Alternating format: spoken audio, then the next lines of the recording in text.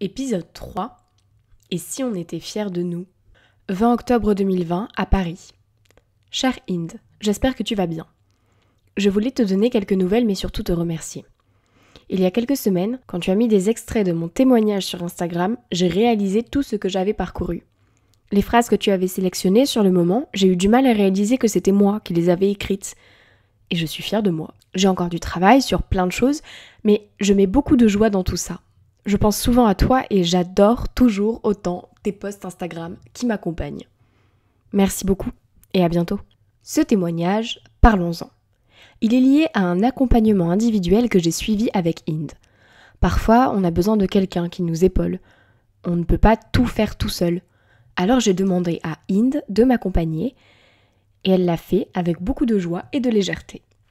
Mon témoignage, c'était ça.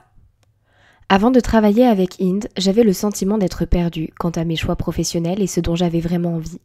Aujourd'hui, je vois plus clair dans ma mission de vie et je suis remotivée. J'ai finalement quitté le boulot qui ne me plaisait pas et je me suis réorientée vers une formation de théâtre. J'ai beaucoup aimé l'approche concrète et globale et le fait d'aller libérer des blocages dont je n'avais pas forcément conscience. Alors voilà, clairement, il y a eu un avant et un après accompagnement individuel. Et avec le recul, je me rends compte encore plus de l'impact et de la transformation que cela a généré en moi. Aurais-je été capable de passer tous ces caps seul, de quitter mon CDI sécurisant et terriblement ennuyeux, de me lancer dans une voie aussi déstabilisante et réjouissante que le théâtre? Peut-être. Mais cela aurait été beaucoup plus long. Je suis intimement persuadée que cet accompagnement m'a fait gagner plusieurs années. Bon, alors tu vas commencer à t'en douter, mais pendant les 4 séances que j'ai eues avec elle, j'ai pris des notes. Je ne peux rien te cacher, mais c'est ma méthode de fonctionnement. Et ça, par contre, on ne peut pas dire que j'y reviens vraiment parce que c'était de l'instant présent et ce qui est libéré est libéré. Il faut avancer. D'ailleurs, c'est à cet endroit-là que l'accompagnement prend tout son sens. C'est pour avancer. Et avancer, pas comme un escargot, non. Plutôt en faisant un bond. Un bond plus grand que soi, un bond plus loin que soi, un bond gigantesque. Et c'est là le pouvoir de Inde. C'est d'aller taper exactement là où il faut, aux coordonnées précises. Pas la longitude juste à côté, ni la latitude en dessous, non. Le point est déterminé. Et parallèlement à cela, le moment d'une libération est extrêmement précis.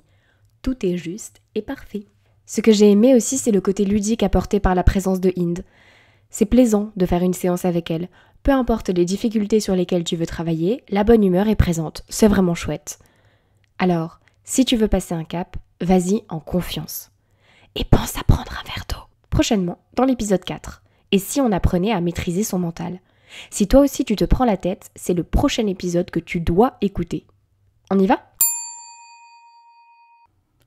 Et si, série audio écrite et réalisée par Marie Thiallier pour Du sens au quotidien par Inde Anafi.